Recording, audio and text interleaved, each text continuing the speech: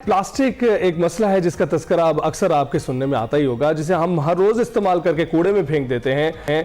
क्या आपने कभी सोचा है कि आलूदगी का बायस बनने वाला ये प्लास्टिक क्या वाकई ये प्लास्टिक ही मसला है या हमारा इस्तेमाल करने का जो तरीकाकार है वो मसला है? इस्लामाबाद में काम करने वाली कंपनी इको ब्रिक्स ने इसी सवाल का अमली जवाब दिया है। इको ब्रिक्स ने प्लास्टिक के फुजले को रिसाइकिल और अपसाइकिल करके प्लास्टिक की ईंटें, tiles, planters, tea coasters, award shields और फर्नीचर तैयार किया है। यानी कचरे को कारआमद बनाया है, मजबूत और खूबसूरत मसनूआत में तब्दील कर दिया है। अब तक इको ब्रिक्स 1 मिलियन से ज्यादा दूध के खाली डब्बे और 500 किलोग्राम से ज्यादा प्लास्टिक को दोबारा इस्तेमाल के काबिल बना चुकी है।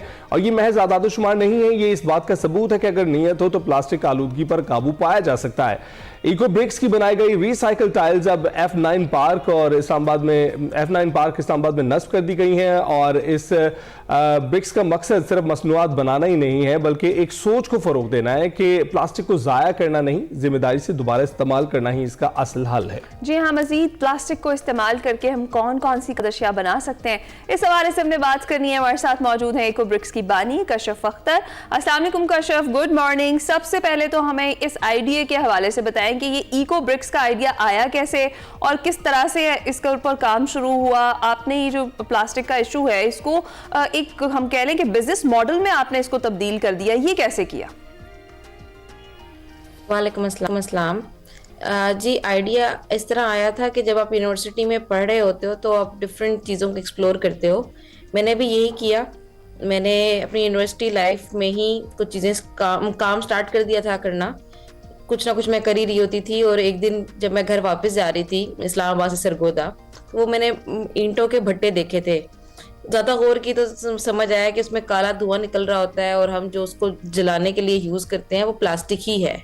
अब सोचें आप कि हम प्लास्टिक क्यों यूज़ कर रहे हैं भट्टे जलाने के लिए, तो उसकी वजह ये निकली कि वो प्लास्टिक वैसे भी इन्वायरमेंट का पोल्यूशन का बायस ही था और ना वो बिकता है, ना वो कलेक्ट होता है, ना रिसाइकल होता है। तो इससे बहुत बेहतर उन्होंने ये समझा कि यार इसको जला के हम अपना फ्यूल बना लें। वो लॉन्ग टर्म जलता रहता है बट ये हमारी इन्वायरमेंट के लिए बहुत हैजर्डस है। तो वहाँ से ये आइडिया स्पार्क हुआ कि क्यों ना हम इसको कारआमद बनाएं और इसी से अगर हम ब्रिक्स बना लें।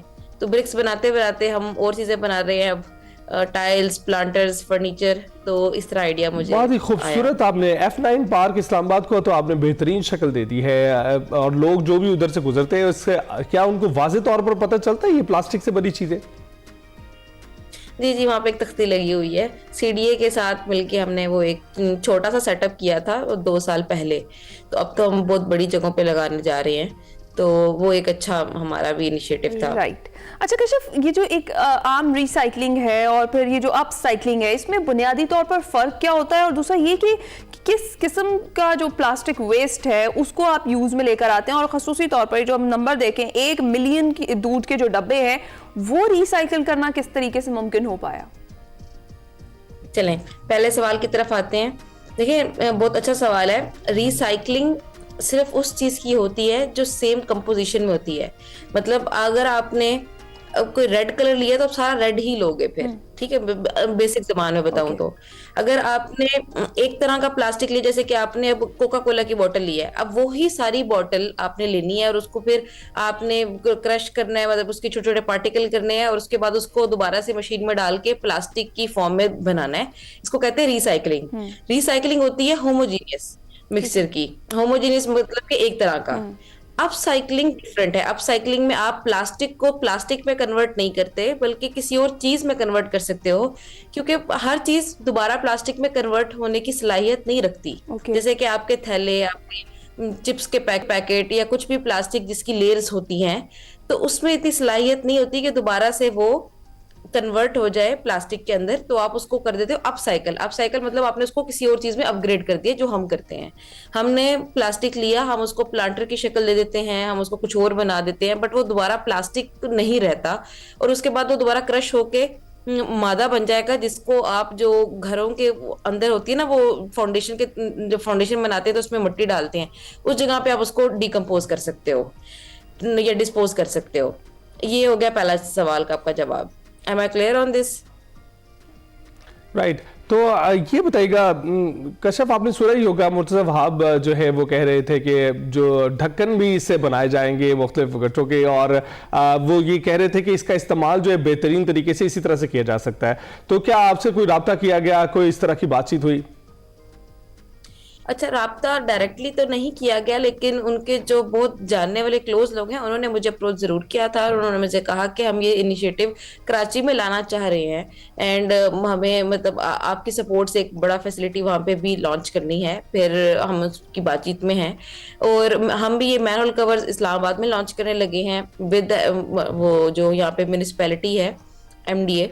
तो इंशाल्लाह I see a good future of it and ये स्ट्रेंथ में भी बेहतर होगा जो बाकी ढक्कन होते हैं, और ये चोरी भी नहीं होगा। ठीक है। अच्छा कश्यप, जिस तरीके से अभी हम प्लास्टिक वेस्ट का जिक्र कर रहे हैं, ये आगे आने वाली हमारी नस्लों के लिए तबाही के अलावा और कुछ नहीं है।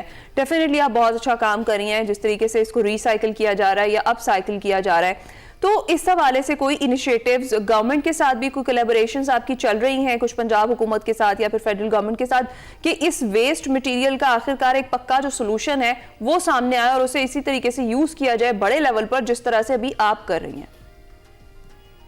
जी बिल्कुल, आपने देखा ही होगा पंजाब में बहुत ज्यादा फोकस ऑलरेडी है और हमारी पार्टनरशिप है एजुकेशन डिपार्टमेंट के साथ ऑफ पंजाब गवर्नमेंट, और हमने उनको ये प्रपोज किया था। उनका एक स्कूल मील प्रोग्राम चलता है इन साउथ पंजाब और वो अभी चल रहा है 11 डिस्ट्रिक्ट्स में। वो रूरल एरियाज में मिल्क फ्राहम करते हैं बच्चों को, मिल्क और बिस्किट्स, और डेली 1 मिलियन पैक्स डिस्ट्रीब्यूट होते हैं पूरे साउथ पंजाब में। वो सारे पैक्स कलेक्ट होते हैं, वो मिल्क पैक्स और वो बिस्किट के रैपर्स, और वो सारे हम तक आते हैं। हम उसको रिसाइकल करके स्कूल फर्नीचर बना के हुकूमत को वापस दे रहे हैं। वो फर्नीचर ज्यादा ड्यूरेबल होगा, खराब नहीं होगा और लॉन्ग टर्म उनको वैल्यू ऐड करके देगा। मैं यही पूछना चाह रही थी कि ये जो चीजें इससे बनती हैं रिसाइकलिंग के बाद या अपसाइकलिंग से, इस वेस्ट मटेरियल से, इन प्रोडक्ट्स का जो लाइफ स्पैन है वो कितना होता है? क्या ये जो दूसरी, जैसे अगर ईंटों का जिक्र कर ले तो क्या ये नॉर्मल ईंटों के मुकाबले में कुछ इनकी क्वालिटी में कोई फर्क होता है या फिर इनको उसी तरीके से यूज किया जा सकता है उनके रिप्लेसमेंट? इसी में ऐड करूंगा कि क्या ये उतनी ही मजबूत होती हैं, क्योंकि हम ढक्कन भी सोच रहे हैं बनाने का। ढक्कन से बहुत सारे जो है ट्रैक्टर ट्रॉलर्स गुजरते हैं उसके ऊपर से, जो काफी वजनी होती है, और इसके अलावा ईंटें, उससे तो जो है आप चीजें भी तामीर कर सकते हैं। तो क्या ये इतनी मजबूत होती है कि बनाया जा सके? तो बिल्कुल ऐसा ही है। देखें, स्ट्रेंथ जो है वो आपको कंक्रीट से ज्यादा मिलेगी, ये कंफर्म है। अच्छा। और अब मुझे बाकी लोगों का तो नहीं पता, बट जिस तरह हम बनाते हैं उसमें बहुत अच्छी स्ट्रेंथ आती है और वो सरपास ही करती है जो हमारा दूसरा प्लास्टिक है, हमारा दूसरा सीमेंट है। और हमने इसके स्ट्रेंथ टेस्ट PCSIR से सर्टिफाई भी करवाए हैं, तो इसकी लोड बेयरिंग कैपेसिटी सरपास करती है, तो उसका प्रॉब्लम नहीं आता और ये ज्यादा ड्यूरेबल है, नहीं खराब होंगे। अगर देखें, एक दो चीजों में ये कारआमद है। एक, पहले ये ज्यादा ड्यूरेबल है, तो दूसरा ये कि उनका कलर भी नहीं खराब होगा। आप कहीं पे भी कंक्रीट यूज करते हैं या जो कलर वाले वो पेवर भी होते हैं, वो 1 साल बाद खराब हो जाते हैं और वो टूटने लग जाते हैं, आपकी सड़कों के पेवर टूट जाते हैं। तो ये चीज इस वाले प्रोडक्ट में नहीं आती। इसकी वजह से ये मार्केट के लिए बड़ा, आप कह लो, इम्पैक्टफुल प्रोडक्ट है जो हम लॉन्च कर रहे हैं। सिंस ये इनोवेशन है, एक नई चीज है, मार्केट में आने में टाइम लगेगा, लेकिन वी आर होपफुल के इसके जो फायदे हैं वो आहिस्ता आहिस्ता लोगों को नजर आने लग जाएंगे। वी आर ऑल्सो होपफुल कि इस तरह की जो चीजें हैं इनसे काम करना अगर शुरू कर दिया जाए तो हमारे तो बड़े सारे मसाइल खत्म हो जाएंगे। अच्छा, आपके लिए इस वक्त सबसे बड़ा चैलेंज क्या है? इकोब्रिक्स के लिए सबसे बड़ा चैलेंज क्या है? रॉ मटेरियल या फिर जो इसके ऊपर कॉस्ट आती है या फिर रिसाइकलिंग में कोई दिक्कत, इस तरह की कोई मुश्किलात भी सामने आई हैं आपके? जब भी कोई चीज स्टार्ट की जाती है तो ये सारे मसले आते हैं। ये 2 साल हो गए हमें स्टार्ट किए हुए और हर तरह का ही मसला आया। कभी रॉ मटेरियल का मसला, कभी जगह का मसला, कभी इसको बनाने का मसला, कॉस्ट का मसला। अल्हम्दुलिल्लाह अब काफी चीजें सॉर्टेड हैं। हमारे पास फुल सोलराइज फैसिलिटी है, तो हमारी कॉस्ट बहुत ज्यादा कट डाउन हो जाती है, लेकिन मार्केट रेट को हम मैच करते हैं और हम अब बल्क में प्रोडक्शंस कर रहे हैं। We have a mega 2 facilities in Rawalpindi and Islamabad. तो अब हमारा एक्सपेंशन फेज है और जो प्रोडक्ट्स हम देते हैं वो मार्केट में काफी पसंद किए जाते हैं, खासतौर पे हमारे प्लांटर्स। और ये प्लांटर्स हर कॉर्पोरेट को हम अब तक दिए हैं और इवन इंटरनेशनली भी भेजे हैं। तो we have a good market अब और 5-7 मसले आते हैं जो सॉल्व कर रहे हैं। बिल्कुल ठीक है कशिफ, ऑल द बेस्ट आपके फ्यूचर एंडेवर्स के लिए, और हम चाहेंगे कि जो ऑप्शन चाह रही हैं वो बिल्कुल हो सके, और प्लास्टिक का इससे बेहतरीन इस्तेमाल और क्या हो सकता है। ब्रेक पर जाएंगे।